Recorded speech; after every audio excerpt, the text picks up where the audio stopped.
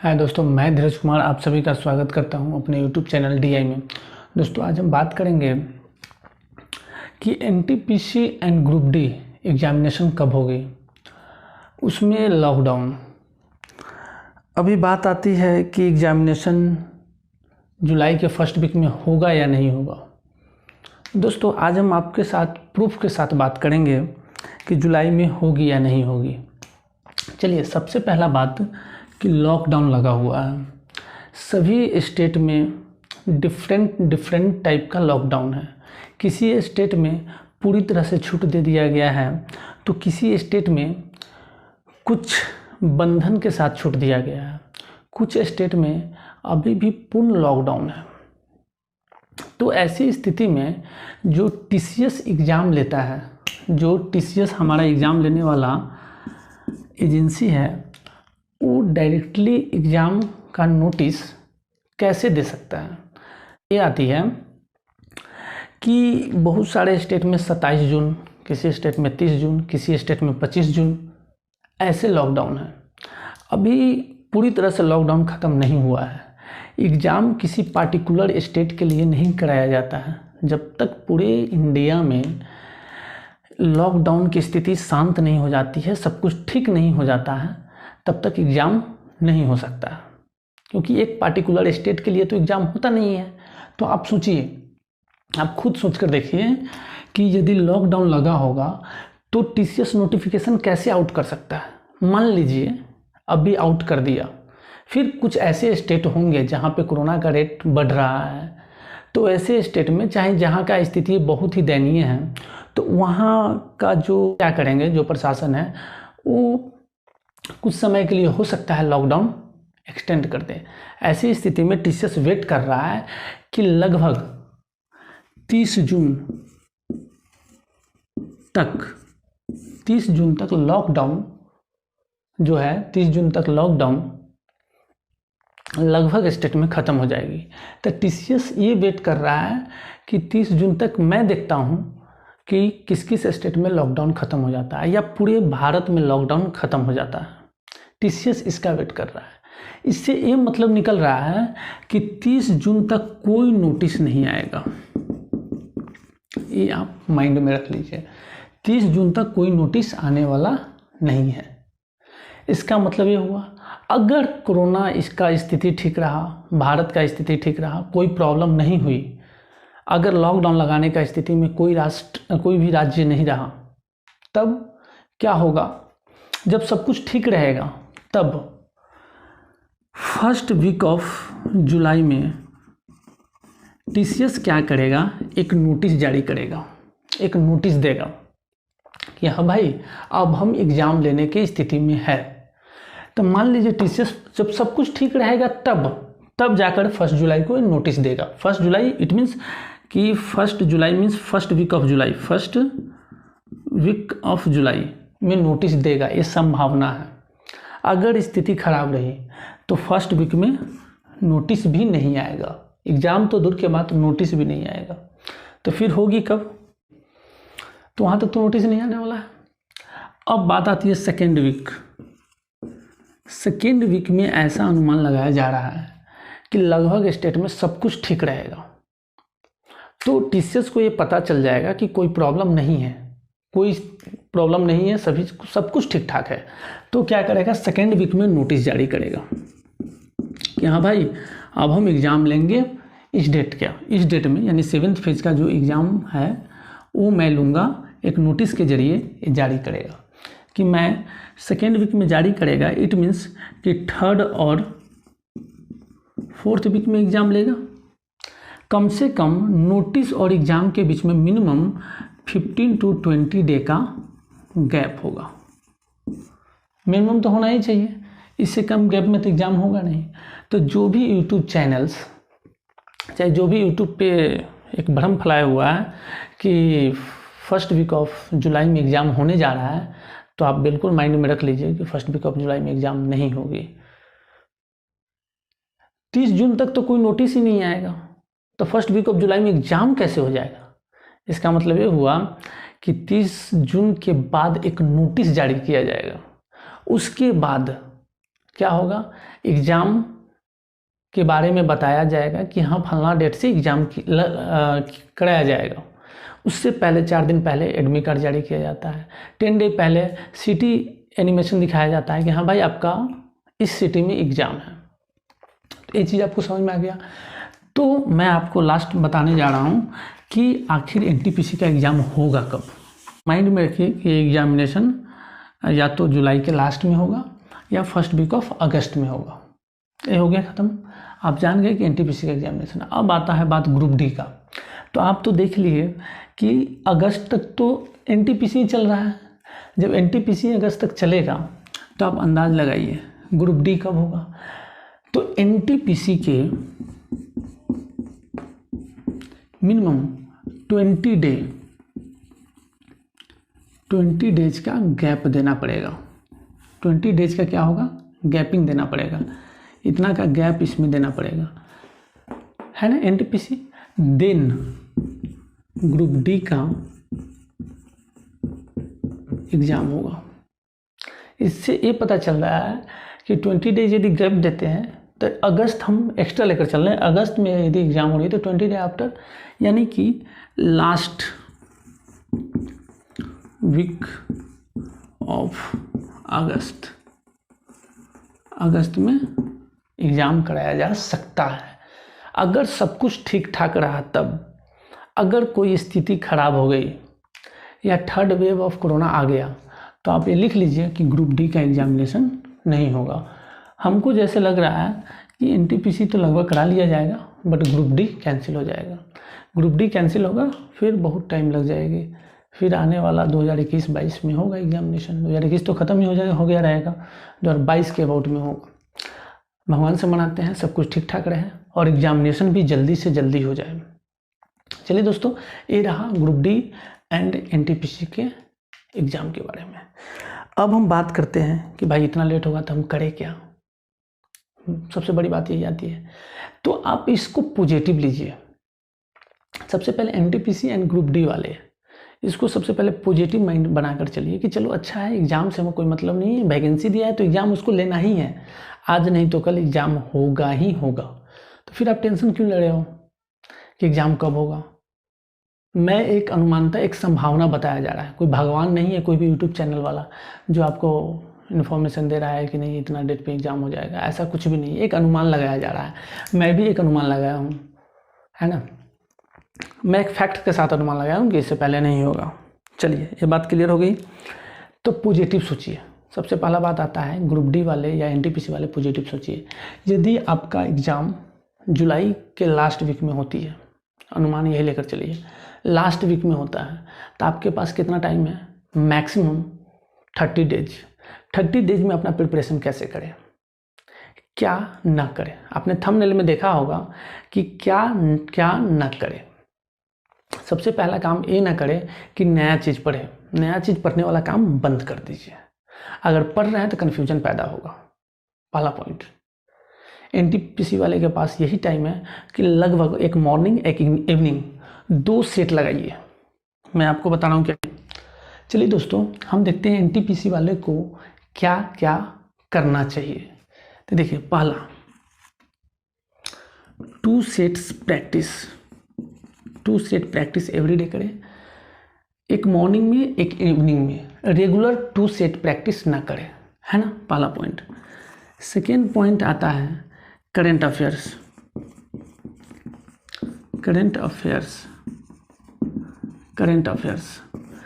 Everyday 1 our दें।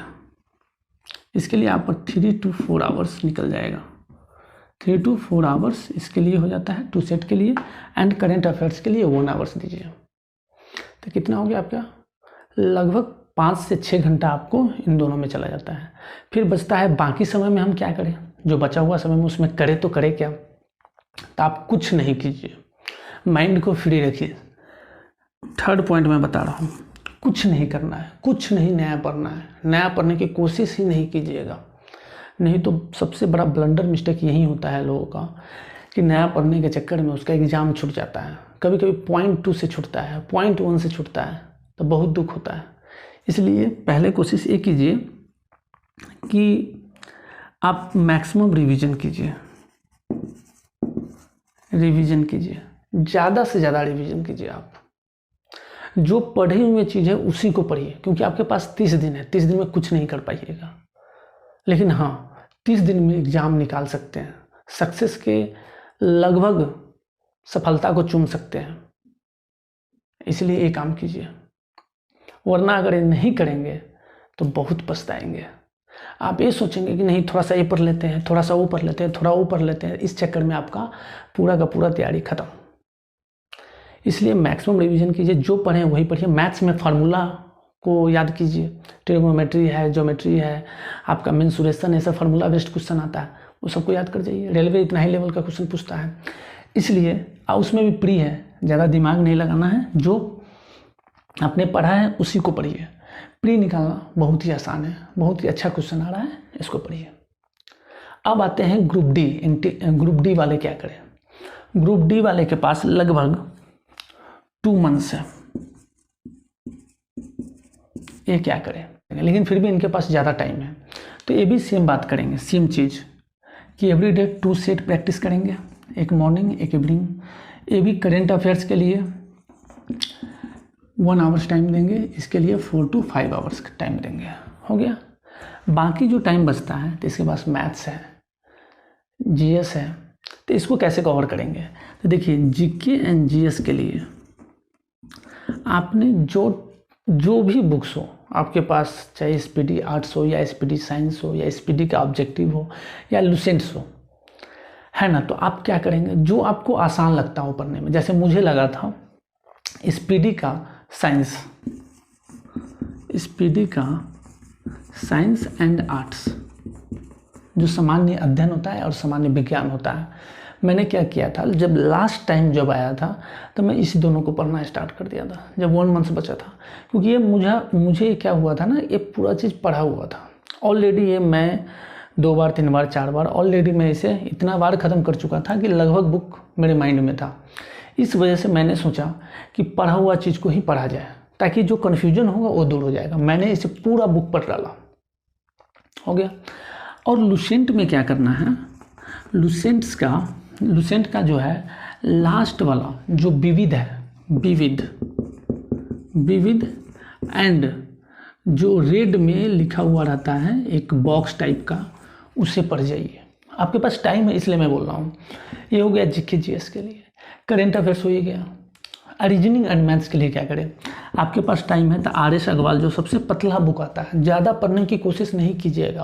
कोई भी एनटीपीसी वाले या ग्रुप डी वाले, मुझे मालूम है कि लगभग ग्रुप डी वाले एनटीपीसी भी फॉर्म डाले हुए हैं, तो अपना बैलेंस बनाकर काम करेंगे। सबसे पहले कि मैथ्स के लिए आप आर.एस. अग्रवाल का जो बुक आता है पतला वाला, उसे आप ले लीजिए। 1 डे में एक चैप्टर कंप्लीट कीजिए। आपके पास 60 डे है लगभग, तो आप 2 बार उस किताब को ख़त्म कर लीजिएगा। 1 डे में 1 चैप्टर, क्योंकि पढ़ा हुआ है 1 चैप्टर में लगभग 20 to 30 क्वेश्चन होता है, तो फिर आप कैसे नहीं कंप्लीट करेंगे? अगर इतना भी नहीं कंप्लीट करते हैं तो फिर आप भूल जाइए कि ग्रुप डी निकलेगा।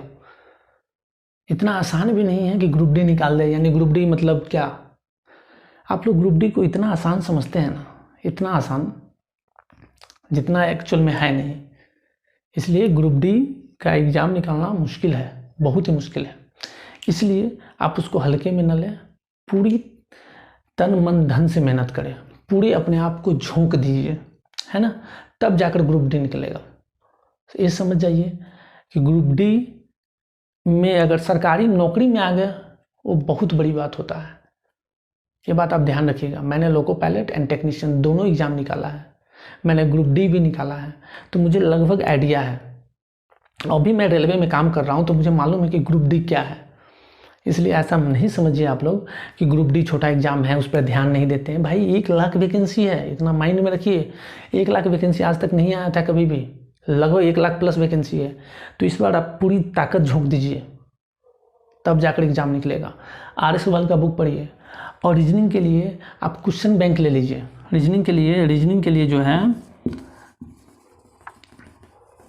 कि क्वेश्चन बैंक आता है, क्वेश्चन बैंक, कोई भी क्वेश्चन बैंक ले लीजिए, या सेट प्रैक्टिस करते हैं उसी से हो जाएगा, ज़्यादा दिमाग नहीं लगाना है।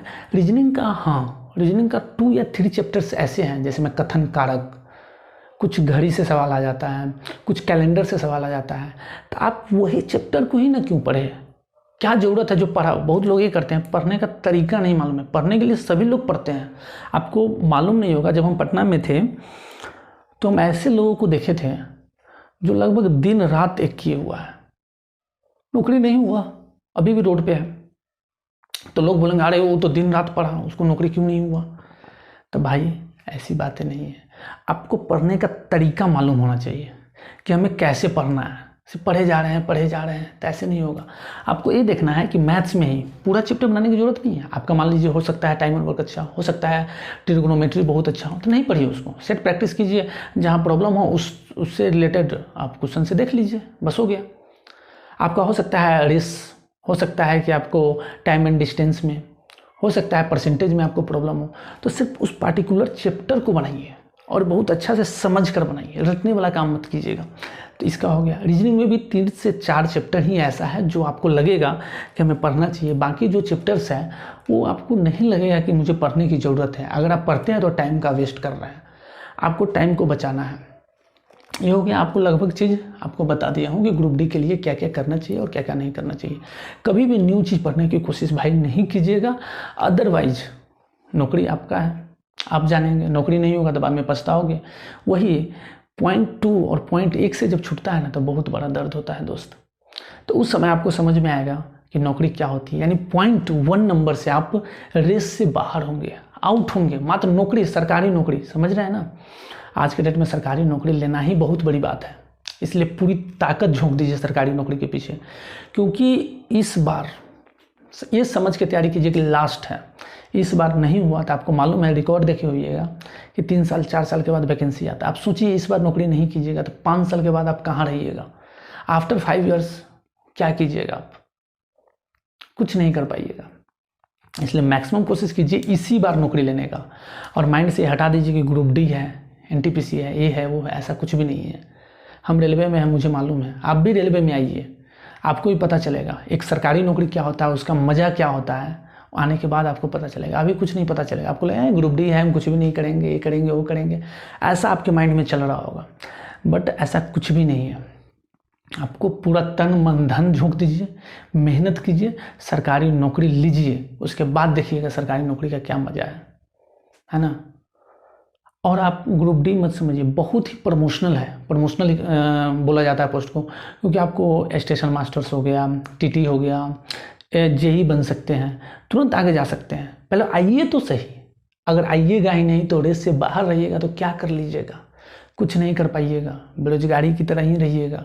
माँ बाप के सपने को चकनाचूर कर दीजिएगा। कम से कम अपने लिए ही न सही, अपने माँ बाप के लिए तो पढ़िए। अपने माँ बाप के लिए पढ़िए, उस पड़ोसन के लिए तो पढ़िए जो आपके पड़ोस में रहते हैं। कम से कम आप उसके लिए तो पढ़िए जो हमेशा आपको नीचा एंड आपकी बुराइयों को मतलब खोजा है, उसके लिए तो पढ़िए। जो हमेशा आपसे जलता है उसको रिजल्ट फेंक कर जवाब दीजिए, लड़ कर नहीं, झगड़ा करके नहीं। बहुत मज़ा आता है दोस्त। पहले नौकरी तो लीजिए। हम लास्टली यही कहेंगे कि मेहनत के बल पर कुछ भी किया जा सकता है, इसलिए लास्ट हम यही बोलेंगे, मेहनत कीजिए, मेहनत आपको रंग लाएगी। 2 मंथ्स रेलवे में तो, इसमें ग्रुप डी में तो कुछ है ही नहीं, सिर्फ एग्ज़ाम निकालिए, नौकरी लीजिए। इसमें तो प्री है, मेंस है एंड टाइपिंग है, अदर बहुत सारे एग्जाम है। ग्रुप डी वाले के लिए बोलना 1 लाख वैकेंसी। जो भी थोड़ा पढ़ेगा, थोड़ा लेवल का स्टूडेंट होगा, वो इस बार एग्ज़ाम निकालेगा 110%। मैं कोशिश करूँगा और भी वीडियोज़ बनाएं जिससे आपको बताया कि कैसे पढ़ना है, मैंने कैसे एग्ज़ाम निकाला, कैसे कैसे किया। पहले आप जान लीजिए कि सीधा सा बात है, एक ही फंडा है, फ्री में कुछ भी नहीं मिलता है, आपको मेहनत करना ही पड़ेगा और मेहनत कीजिए। मैं भी यही बोलूँगा, अब मेहनत से सब कुछ हासिल किया जा सकता है। पहले मेहनत तो कीजिए, धीरे धीरे मज़ा आने लगेगा। सब कुछ त्याग दीजिए, सब कुछ छोड़ दीजिए दोस्त यार, सब कुछ, है ना? कितने दिनों के लिए? मात्र 2 मंथ्स। 2 मंथ्स सोचिए कि 2 महीना का मेहनत आपको सरकारी नौकरी दिला देगा। मालूम है आपका इसका पेमेंट कितना है? बहुत ज़्यादा पेमेंट है। मैं एक दिन पेमेंट पर भी चर्चा करूंगा कि किस पोस्ट में कितना पेमेंट है। पहले आप तैयारी कीजिए, वरना अगर नहीं आएंगे जॉब में ना तो बहुत पछताएंगे। एक चूक, आप सोच रहे होंगे 2 महीना क्या है, मस्ती में निकाल देंगे, लेकिन 2 महीना आपको कितना वर्षों तक का ये हो जाएगा, कितने वर्ष तक पछताएंगे। ये सोचिए आप। इसलिए पूरा तन मन धन से लगाइए, पूरी ताकत झोंक दीजिए इसके पीछे, और फिर कोई प्रॉब्लम हो तो आप मेरे कमेंट बॉक्स में लिखिएगा, मैं उसका जवाब दूंगा। और अगर कोई सुझाव हो तो कमेंट्स बॉक्स में दीजिएगा। चलिए दोस्तों, थैंक यू। अगर वीडियो अच्छी लगी हो तो लाइक, शेयर एंड सब्सक्राइब करना ना भूलें।